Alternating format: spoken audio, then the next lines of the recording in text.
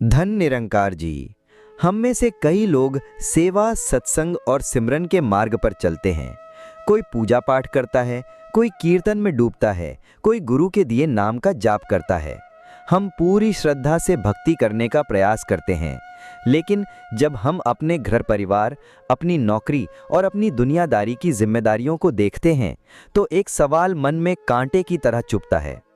शास्त्रों में तो लिखा है कि मुक्ति के लिए सब कुछ छोड़ना पड़ता है, माया से दूर जाना पड़ता है और केवल परमात्मा में लीन होना पड़ता है। और हम हैं कि इसी माया के बीच रहते हैं, इन्हीं जिम्मेदारियों से बंधे हैं। तो क्या हम जो गृहस्थ हैं कभी मुक्ति के अधिकारी बन भी सकते हैं? क्या हमारी ये मिलीजुली भक्ति हमें कभी उस परम पद तक ले जाएगी? अगर ये सवाल आपके मन में भी उठता है, तो इसका सबसे सहज और गहरा उत्तर दो महान संतों के एक अद्भुत संवाद में छिपा है। एक बार की बात है, यही प्रश्न मन में लिए महान भक्त संत रविदास जी पहुंचे परम ज्ञानी संत कबीर जी के पास। रविदास: प्रणाम कबीर भाई, आज मैं अकेला नहीं आया, अपने साथ उन अनगिनत गृहस्थ भक्तों की पीड़ा और उनका एक गहरा प्रश्न लेकर आया हूं। कबीर करघे पर चलते हाथ रोककर रविदास की ओर देखकर मुस्कुराते हैं। कहो रविदास, उन भोले भक्तों के मन में ऐसी क्या दुविधा है जिसे लेकर तुम मेरे पास आए हो? रविदास करुणा भरे स्वर में: कबीर जी, वे भक्तजन सत्संग सुनते हैं, नाम जपते हैं, पर जैसे ही अपनी गृहस्थी में लौटते हैं, संसार उन्हें अपनी हजार भुजाओं में जकड़ लेता है। वे भक्ति और दुनिया के दो पाटों के बीच पिस रहे हैं। उनके मन में हर पल ये भय रहता है कि घर परिवार की इस माया में रहकर क्या उनकी साधना कभी सफल होगी? क्या उनके लिए भी मुक्ति का कोई द्वार है? कबीर दास जी रविदास की इस करुणा को देखकर भावुक हो गए। उन्होंने समझा कि यह प्रश्न रविदास का नहीं, बल्कि संपूर्ण गृहस्थ समाज का है। कबीर अत्यंत शांत और प्रेमपूर्ण स्वर में: रविदास, तुमने उन सब पर करुणा करके ये प्रश्न पूछा है, ये संतों का ही लक्षण है।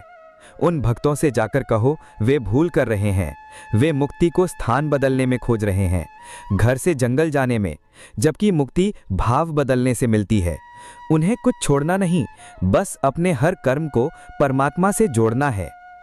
और फिर कबीर अपनी एक साखी से इस रहस्य को प्रकट करते हैं: हाथ काम मुख राम है, हृदय सांची प्रीत, कहे कबीर ता दास सो कभू न माने हीत।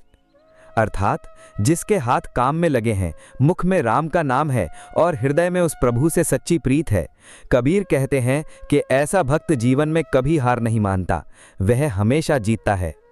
रविदास जी गहरी सहमति में सिर हिलाते हुए: सत्य है सूत्र तो यही है, हाथ काम में मुख राम में, पर एक साधारण गृहस्थ इसे अपने जीवन में उतारे कैसे? जब कोई दुकानदार अपनी दुकान पर बैठता है तो उसका मन लाभ हानि के गणित में उलझ जाता है। जब कोई माँ अपनी संतान को देखती है तो उसका मन मोह में डूब जाता है। उस क्षण में उनके हृदय में प्रभु की प्रीत कैसे बनी रहे? उस समय तो राम विसर जाते हैं और संसार ही सत्य लगने लगता है। कबीर मुस्कुराते हुए बोले: क्योंकि उस समय वे भूल जाते हैं कि यह सब उसी राम का खेल है। उनकी दुकान प्रभु की है, वे बस मैनेजर हैं। उनकी संतान प्रभु की अमानत है, वे बस पालक हैं। गृहस्थ भक्त के लिए सबसे बड़ी साधना है दृष्टि का रूपांतरण। उन्हें अपने कर्म को नहीं, कर्म के पीछे की दृष्टि को बदलना है। जब वे भोजन बनाएं तो यह भाव रखें कि प्रभु के लिए भोग बन रहा है। जब वे दफ्तर में काम करें तो यह भाव रखें कि यह मेरे मालिक की सौंपी सेवा है। जिस क्षण उनका हर कर्म पूजा बन जाएगा और हर इंसान प्रभु का रूप दिखने लगेगा, उस क्षण वे घर में रहते हुए भी सन्यासी हो जाएंगे। उनका घर ही मंदिर बन जाएगा। रविदास जी का मुखमंडल इस सहज और गहन ज्ञान को सुनकर खिल उठा। उन्हें लगा कि गृहस्थों की सबसे बड़ी समस्या का समाधान मिल गया है। रविदास हाथ जोड़कर: धन्य हो कबीर, आपने गृहस्थ भक्त के मार्ग के सबसे बड़े कांटे को निकाल दिया। पर अब मैं उस अंतिम गांठ की बात करता हूं जो केवल गृहस्थ ही नहीं, बड़े बड़े साधकों को भी बांधे रखती है। कबीर: कहो रविदास, मन की हर परत खोल दो। रविदास: जब भक्त ये भाव ले भी आए कि सब कुछ प्रभु का है और वह केवल निमित्त मात्र सेवा कर रहा है, तब भी यह भाव तो सूक्ष्म रूप से बना ही रहता है कि मैं सेवा कर रहा हूं, मैंने यह कर्तव्य निभाया। ये जो कर्तापन का अहंकार है, ये कैसे जाएगा? इसके रहते हुए पूर्ण मुक्ति तो संभव नहीं। कबीर जी रविदास के इस परम प्रश्न को सुनकर मौन हो गए। उनके चेहरे पर एक अलौकिक शांति छा गई। वे समझ गए कि संवाद अब अपनी अंतिम और सर्वोच्च ऊंचाई पर पहुंचने वाला है। कबीर, रविदास, तुमने उस बीज पर ही उंगली रख दी है जिससे माया का ये पूरा वृक्ष खड़ा है। ये मैं ही आखिरी पर्दा है। ये कैसे हटेगा और इसके हटने पर गृहस्थ का जीवन कैसा होगा, इसका रहस्य परम गुप्त है। आज उन भक्तों को इतना ही मनन करने दो। कल भोर की पहली किरण के साथ हम इस मैं के पार जाने का मार्ग खोजेंगे। दृश्य अगली सुबह का। सूर्य की पहली किरणें गंगा पर पड़ रही हैं। वातावरण शांत और पवित्र है। कबीर और रविदास उसी स्थान पर मौन में बैठे हैं, मानो शब्दों से पहले प्रकृति के मौन को सुन रहे हों। रविदास शांत परंतु दृढ़ स्वर में, हे कबीर, रात्रि भर मेरे मन में उन अनगिनत भक्तों का चेहरा घूमता रहा जो आपके दिए सूत्र पर मनन कर रहे होंगे। उन्होंने कर्म को पूजा बनाना तो समझ लिया, पर अब वे उस आखिरी द्वार पर खड़े हैं जिस पर मैं का ताला लगा है। ये मैं बड़ा छलिया है। जब भक्त दान करता है तो ये दानी बनकर खड़ा हो जाता है। जब सेवा करता है तो सेवक बनकर अकड़ता है। ये हर अच्छे कर्म का श्रेय स्वयं ले लेता है।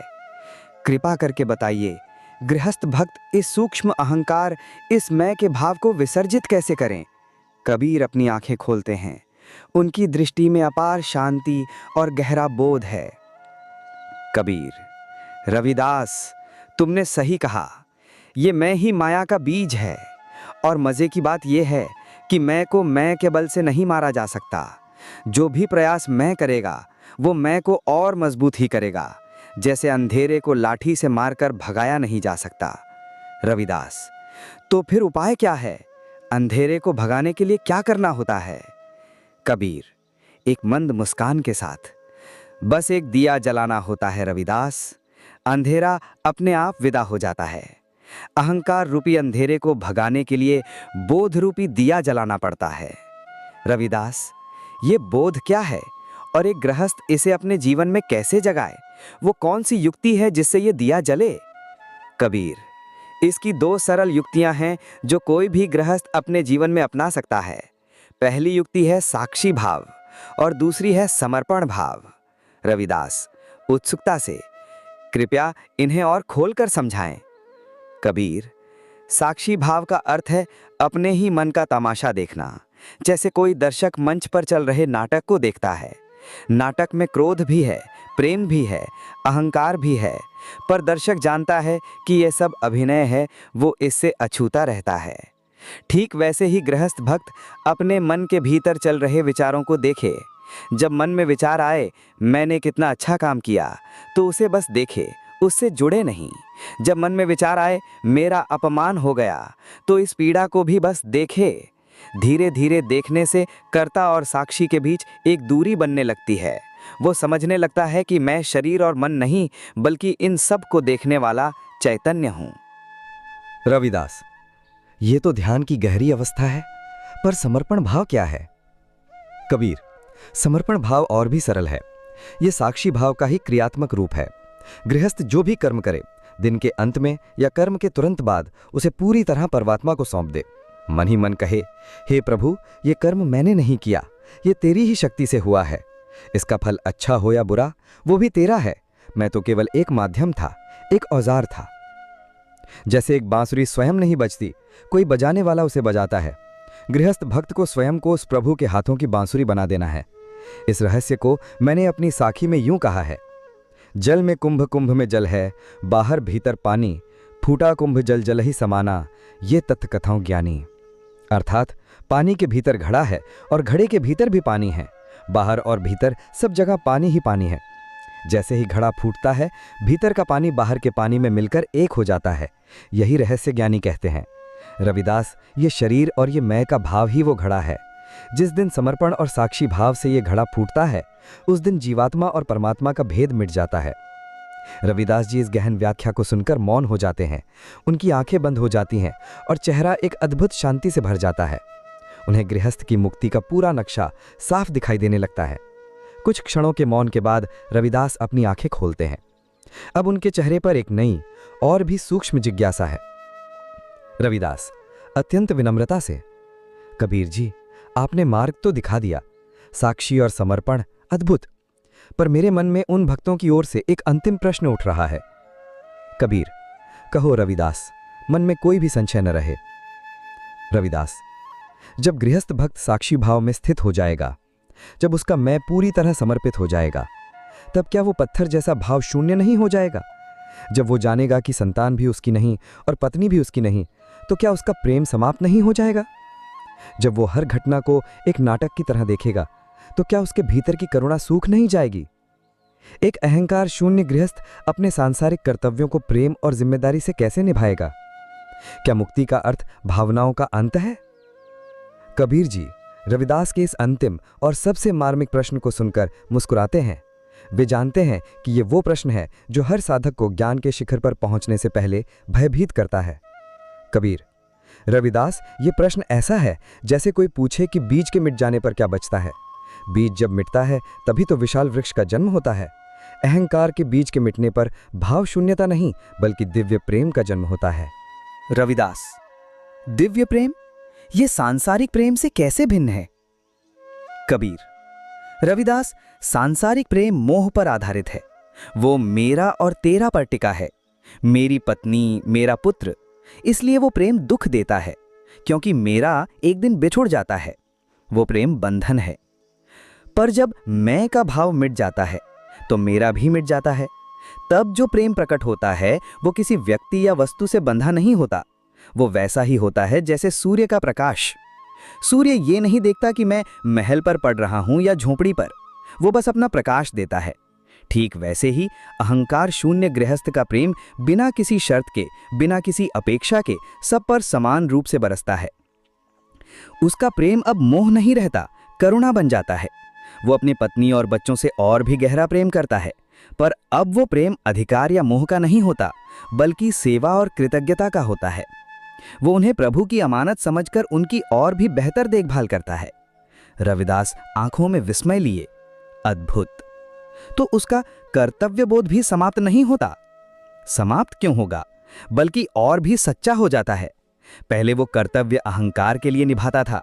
मैं एक अच्छा पिता हूं, मैं एक अच्छा पति हूं, इस भाव से वो कर्म करता था। पर अब वो हर कर्म को प्रभु का आदेश समझकर एक लीला के रूप में निभाता है। उसे न सफलता का अहंकार होता है, न विफलता का दुख।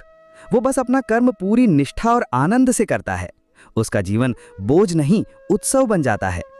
इस अवस्था को मैंने अपनी साखी में यूं कहा है, लाली मेरे लाल की जित देखूं तित लाल, लाली देखन मैं गई, मैं भी हो गई लाल। अर्थात मेरे प्रियतम यानी प्रभु का नूर, उसका रंग हर जगह फैला हुआ है। मैं जहां भी देखता हूं वही दिखाई देता है। और जब मैं उस नूर को देखने गया तो मेरा मैं भी मिट गया और मैं भी उसी के रंग में रंग गया। रविदास, जब गृहस्थ भक्त उस प्रभु के रंग में रंग जाता है तो उसके सारे भेद मिट जाते हैं। उसका घर ही आश्रम बन जाता है, उसका परिवार ही प्रभु का स्वरूप बन जाता है और उसका हर सांसारिक कर्म ही पूजा बन जाता है। यही है गृहस्थ की सहज मुक्ति। उसे कहीं जाना नहीं है, कुछ छोड़ना नहीं है, उसे बस अपने भीतर जागना है।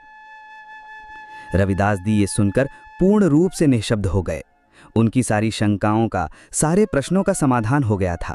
उनकी आंखें कृतज्ञता के आंसुओं से भर गईं। रविदास हाथ जोड़कर भावपूर्ण स्वर में, धन्य हो कबीर, आज आपने केवल मेरे नहीं बल्कि आने वाली हर पीढ़ी के गृहस्थ भक्तों के मार्ग को प्रकाशित कर दिया। आपने ये सिद्ध कर दिया कि मुक्ति त्याग में नहीं बल्कि जागृति में है। बंधन संसार में नहीं, संसार को देखने की दृष्टि में है। आपने मुक्ति को पहाड़ों की गुफाओं से उतारकर घर के आंगन में स्थापित कर दिया है। कबीर भी रविदास की इस गहरी समझ और करुणा को देखकर मुस्कुराते हैं। दोनों संत एक दूसरे को देखते हैं। उनके बीच अब कोई शब्द नहीं है, केवल एक मौन संवाद है, एक गहरी समझ है और उस परम सत्य का साझा अनुभव है जो आज उन दोनों के माध्यम से पूरी मानवता के लिए प्रकट हुआ है। सूर्य अब पूरी तरह उदित हो चुका है और उसकी सुनहरी किरणें उन दो महान संतों पर ऐसे पड़ रही हैं मानो स्वयं परमात्मा उनके इस अद्भुत संवाद पर अपनी स्वीकृति की मुहर लगा रहा हो। संवाद समाप्त।